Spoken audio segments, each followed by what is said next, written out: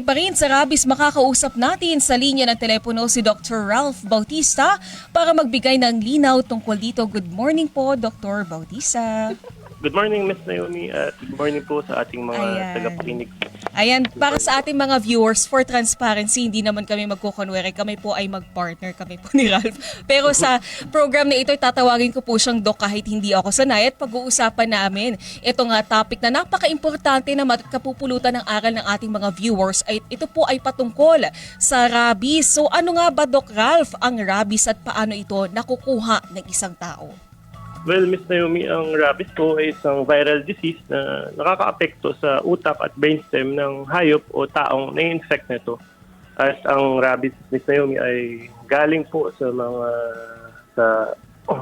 sa infected na hayop tulad ng pusa o aso na kapag nakagat ay magiging na-expose sa rabies. Oo, pero yung ano ba yung hayop na usually nagkakaroon ng rabies? Ito ba ay mostly aso or pati ba pusa, pati ibang mga hayop ay pwedeng makahawa sa tao pagdating nitong rabies na to?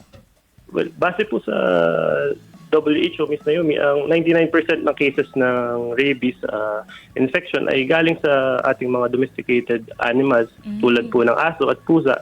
Pero sa ibang dato, pwedeng makahawa rin ang mga hayop tulad ng paniki, unggoy, or raccoons, no? Pero kung tatanungin mo naman paano kung nakagat ang isang tao ng daga o kuneho, no? Guinea pig, no? Yun yung tinatawag nating rodents, no? Hindi na natin ina-advise yung mga pasyente natin na nakagat ng rodents na nakatanggap ng anti-rabies prophylaxis, no? Kundi ina-advise natin po sila na tumanggap ng anti-tetanus prophylaxis kasi hindi naman po sila nagki-carry ng rabies infection. So hindi lang kumbaga post-exposure prophylaxis yung pwede mong makuha after kang makagat ng isang infected. Ano pa yung mga yung pwede mong makuha pag nagpunta ka sa Animal Bite Center? Well, kasi ang sa senaryo kasi sa kliniko, sa ospital, no, ang una natin tatanong, ano po ang nakakagat sa ating pasyente, no? Usually, yung sinasabi po nila, aso o pusa, mga alaga nila. Ang lagi nating ina-advise or binibigay sa kanila is yung post-exposure prophylaxis ng anti-rabies, no? At kakibat nito, ma'am, yung anti-tetanus prophylaxis kasi lagi silang magkasama, no? Hindi lang rabies ang pwede nating makuhang sakit pag tayo nakagat ng ating mga alaga, pusa or hayop or aso, pwede din tayo magka-tetanus, no? Kaya nire-recommenda din po natin na tumanggap sila ng anti-tetanus. Ano pa, Doc, yung kumbaga yung simptomas sa isang tao na nakagat ng isang halimbawa aso na may rabies? Ano yung mga simptomas na kailangan niyang bantayan? Well, base, Ms. Naomi, sa ating data dito, no, dito sa DOH or sa ating clinic, no, ang una nilang nararamdaman talaga ay yung lagnat, no, yung lagnat or fever na walang ibang nagkukos, no. Nag-check na tayo pero nilalagnat pa lang sila, walang ibang sanhi, no. At ilang araw, no, nirereklamo din nila yung parang meron silang nararamdaman na pain on animal on bite site, no, parang namamanhid, parang burning sensation or masakit dun sa kung saan sila nakagat, no. And of course, eventually makikita natin yung classic symptoms sa end ng course nung rabies infection, no? Yung natatakot sila sa hangin, sa tubig, sa ilaw, no?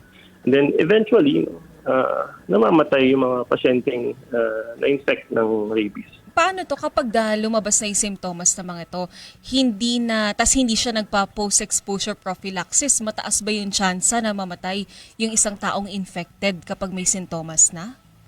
Well, sa datos po natin, no, almost always fatal ang rabies infection pag lumabas na or nagmanifest na yung symptoms sa taong nagka-rabies. At ngayon medyo active sa social media yung mga nagpo-post halimbawa ng mga nakakalmot, nakakagat ng aso na agad-agad nagpupunta sa Animal Bite Center na maganda naman. Pero ano ba yung kailangan naming bantayan? Kunyari, kapag kami ay may alagang aso, hayop, kailangan ba kapag may sugat na, kapag dumudugo na, saka kami pupunta sa Animal Bite Center? Ano po yung usual advice ninyo sa mga tao? Well, para po dyan, Miss Naomi, no, may mga pasyente po kasing pumupunta sa ating clinic, no, o kaya sa ospital na nagtatanong o dinala yung mga anak nila, lalo na yung mga batang anak, no, na biglang may sugat, no. Hindi nila alam kung nakagat ba o ano, no. Ang unang tanong po kasi natin lagi doon ay kung yun nga, kung may sugat na hindi may paliwanag yung bata, hindi alam ng nanay or tatay, tinatanong natin sila kung may alaga ba kung may alaga ba silang hayop, no, tulad ng pusa o aso, o kaya mahilig bang dumampot or humawak ng aso o pusa sa kalsada yung kanilang anak, no. So pag ganun, ina-advise po natin talaga na mabigyan ng post-exposure prophylaxis yung kanilang anak na pasyente kahit hindi nila alam na nakagat ba ito or nakalmot ng pusa o aso. So, hindi naman delikado kapag halimbawa walang kasiguraduhan kung may exposure ka sa hayop na infected or hindi. Kapag post-exposure prophylaxis ka, wala namang problema. Ayun, yes ma'am, no, lagi naman natin po sinasabi sa mga pasyente or sa mga magulang ng pasyente na walang side effect ang bakuna na sa rabies, no? Kasi ang kalaban po natin dito ay kung hindi sila magpabakuna, kung nanindigan sila na yung sugat ng kanilang anak ay hindi dahil sa kagat, no? Pwede magsisisi yung pasyente o yung kanilang mga magulang sa huli na kasi nga po yung rabies pag napabayaan natin, meaning hindi tayo nagpabakuna, pwede na lang ito ikamatay po sa huli. Kapag post-exposure prophylaxis, ilang turok ba ito? Ilang visit sa Animal Bite Center dapat? Well, ang sinusunod po natin dito sa ating clinic ay 4 na doses po, no? Yung una, yung day 0 o kung ibig sabihin ng day 0, kung kailan sila pumunta sa clinic o ospital para magpabakuna. And then yung susunod po na dose ay yung day 3 or after 3 days mula dun sa unang bakuna mo. At yung pangatlong dose, day 7 po or after 7 days. And then yung last dose po ay yung day 28, ma'am. Paano kapag hindi na kumpleto ito or kapag may na-miss na isang araw or dahil nakalimutan niya, back to zero ba? Well, depende po kung gaano katagal yung interval, no.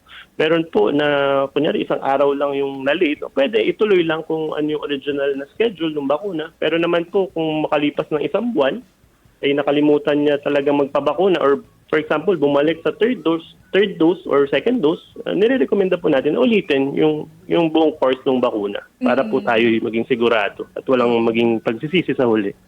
Tas depende pa yan, no, kapag kung may duguman ba or kalmot lang ba, iba-iba ba yung doses ng bakuna? Depende sa severity ng kagat or ng exposure? Well, pagdating po kasi sa clinic, ang una natin ginagawa ay tinitingnan yung sugat, no. So after natin makita yung lala o yung gravity ng sugat, gagawin natin susunod ay i-categorize yung sugat or yung kagat nung aso o pusa, no. Merong category 1, 2 and 3.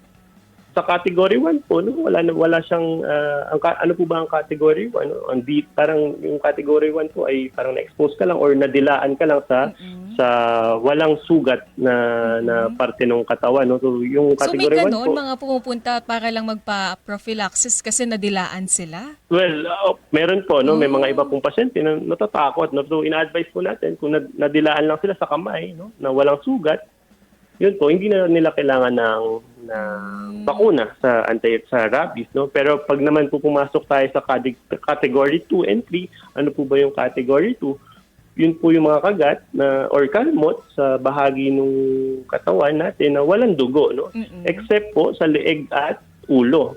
Pag po kasi tayo nakagat or nakalmot sa parteng leeg or ulo, kahit wala po yung dugo, automatic po, papasok po siya sa category 3. Ay, napag-usapan natin yung mga shots, yung mga 3 to 4 shots. Magkano naman po ba inaabot usually yung mga post-exposure prophylaxis? Kasi yung iba, halimbawa, pinopost sa social media na pet owner sila, tapos may, nakalmot ng aso nila yung isang stranger, kumbaga. Tapos ang taas-taas na hinihingi sa kanilang pambayad para lang dito sa post-exposure prophylaxis. Sa kaalaman ng ating mga viewers, magkano lang ba dapat inaabot yung mga post-exposure prophylaxis? Well, Ms. Naomi, depende po ito kung saan tayo pupunta, no? May mga center po tayo, health center na sa tabi ng ating barangay or or public health center, no, doon po basta po available ang kanilang bakuna or gamot, libre po 'yun, no. Pero kung pumunta naman po tayo sa ospital na private, sigurado pong mas mapapamahal po tayo kasi syempre po alam po natin ang presyo sa private hospital. Pero naman po, pwede naman po yung ibang pasyente pumupunta sa mga animal bite clinic na private, no. Nagre-range po kasi noon, hindi tayo sigurado kung magkano talaga yung presyohan niyan. Pero yung pagka anti-rabies prophylaxis vaccine lang po, no, walang kasamang anti-tetanus or ERIG, nagre-range po siya siguro 800 to 1,000 per dose, no. Pero iba pa po doon yung anti-tetanus at yung ERIG vaccine. Kapag ba nagpa-prophylaxis ka na, tas halimbawa meron kang alagang aso, tapos yung aso mo mahilig mangagat, Yes, tapos ma'am. every week ka na-expose, ano yun, kada exposure, kailangan mo bang bumalik or protected ka na kapag natapos mo na yung 4 doses na yun? Well, pag po, kunyari po, may isang tao na nakagat ng paulit-ulit, pero nakatapos po siya ng bakuna. Sabihin natin nakagat po siya 1 buwan o 2 linggo hanggang 1 buwan matapos yung 4 doses ng bakuna, pwede na po siyang hindi magpabakuna kasi sakop pa po hanggang 3 months yung anti-rabies. So. Pero for example naman po, nakagat ka ulit, lalo na kung ibang hayop or kung sarili mong hayop after 3 months, for example, after 6 months, kailangan po natin magpa-booster naman. Booster, so hindi naman uulitin from the Hindi start? naman po. Ang validity po ng base po sa ating DOH, ang validity ng bakuna na matapos yung 4 dose is 3 years po. No? Within 3 years, pwede po na if ever makagat ka ulit, magpa-booster po tayo.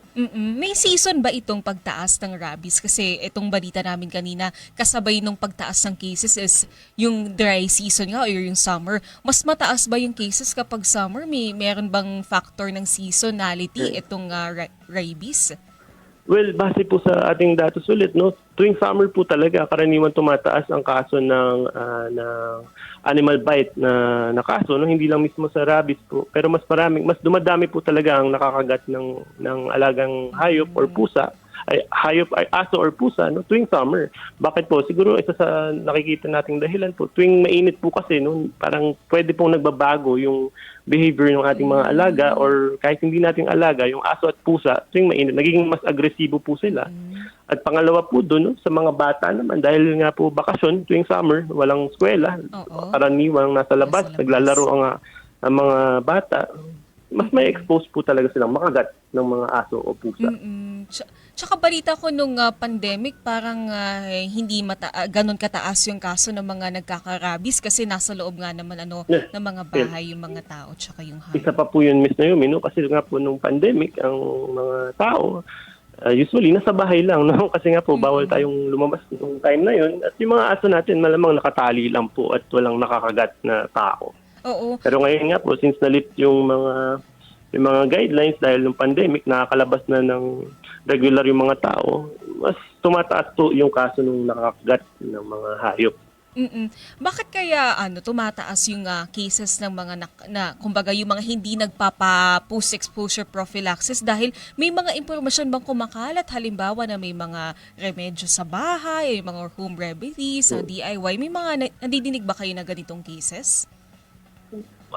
Mr. May, pwede po, no, dahil ang nakikita ko pong pagtaas ng kaso ng rabies, no, ay yung misinformation or yung hindi nila pagkuha ng totoong impormasyon, no, baka kasi kung pwede na hindi talaga nila alam kung ano ang gagawin kapag sila'y nakagat ng aso o pusa o anumang hayop, no, o kaya pwede naman may narinig sila sa social media na ganito na lang ang gawin imbes na magpunta sa ospital o clinic para magpabakuna sa rabies. Tsaka hindi mo naman kailangan hintayin, di ba, na mag-manifest yung sintomas sa isang aso na kakagat sa'yo bago ka magpa-post-exposure prophylaxis, di ba? May mga ganito ba na hinihintay pa nila na makita kung buhay pa ba tong aso kinabukasan, ganyan, pagkatapos kang kagatin?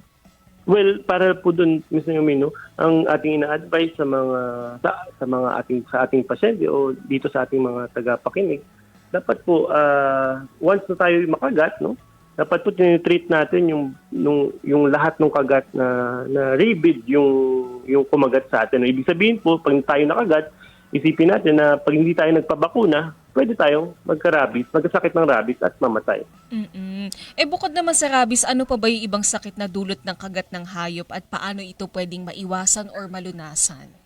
Well, dapat po ang una natin gagawin pag tayo nakagat, unang-una, ang gagawin natin, pumunta po tayo sa lababo, no?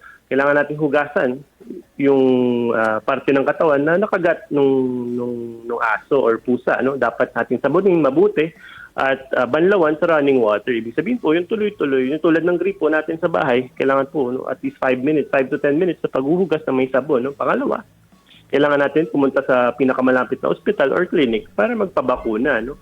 At doon naman po sa tanong niyo na ano pa po ba yung mga sakit na pwede nating makuha dahil sa kagat ng aso o pusa. No? Tulad po nung sabi ko kanina, laging kaakibat ng anti-rabies prophylaxis, yung anti-tetanus prophylaxis kasi pwede po tayong magkaroon ng tetanus at tayong nakagat ng aso o pusa o kaya naman po pwede po ma-infection. Ibig sabihin, ma-infection po yung parte ng katawan ng tao na nakagat. Kaya naman po tayo nagbibigay talaga ng antibiotic sa mga pasyente na nakagat po ng aso o pusa. Tsaka Doc, yung prevention is better than cure talaga. Kung may totoo may naman aso po, kang alaga, 'di ba? Yung 'di ba yearly yung anti-rabies vaccine lalo na kung bata pa yung aso. Tsaka kung lagi nasa labas, ipabakunahan na ito para hindi na makaapekto sa kanilang mga kapitbahay, ayan, or sa kasama nila sa bahay. Tsaka yung mga may alagang mga bata, no, dapat maganda yung sinabi nyo na dapat turuan yung mga bata na wag basta-bastang humawak ng aso dahil hindi naman lahat ng aso makita mong cute, mabait, 'di ba? Baka doon ka naman makagat. Ano na lang yung inyong paalala, panghuling mensahe sa ating mga viewers ngayong tumataas yung cases ng rabies? Mga paalala po natin sa ating mga tagapakinig. No? Unang-una po, kung tayo po ay isang pet owner, no? O kung may alaga tayong pusa o aso, siguraduhin po natin na sila ay nakakatanggap yung mga alaga nating aso o pusa ng regular na bakuna sa rabies. No? Dapat ma-injectionan po sila ng anti-rabies yung mga ating mga alaga. Pangalawa, kailangan po tayo maging responsableng pet owner. No? Kung wala po sa paningin natin yung ating mga alaga, dapat po ito'y nakakulong or nakatali para po walang makakagat basta-basta. At para naman po sa mga tao, no, na o kaya mga magulang or ng bata na yun, lagi nilang papaalalahanan na hindi dapat basta hinahawakan kung yung mga aso o pusa, no, basta-basta. Dapat, no, siguraduhin na kilala ka nung aso o pusa. No? Pangatlo po, no? Dapat po siguraduhin pag nakagat kayo or yung mga kamag-anak nyo, magpunta agad sa pinakamalapit na ospital o clinic para po mabigyan kayo ng anti-rabies na bakuna po. Okay. Maraming salamat po sa inyong panahon, Dr. Ralph Bautista, isang physician ng Purevax Animal Bite Clinic. Salamat sa inyong panahon at yan nga po. Nakausap mo natin si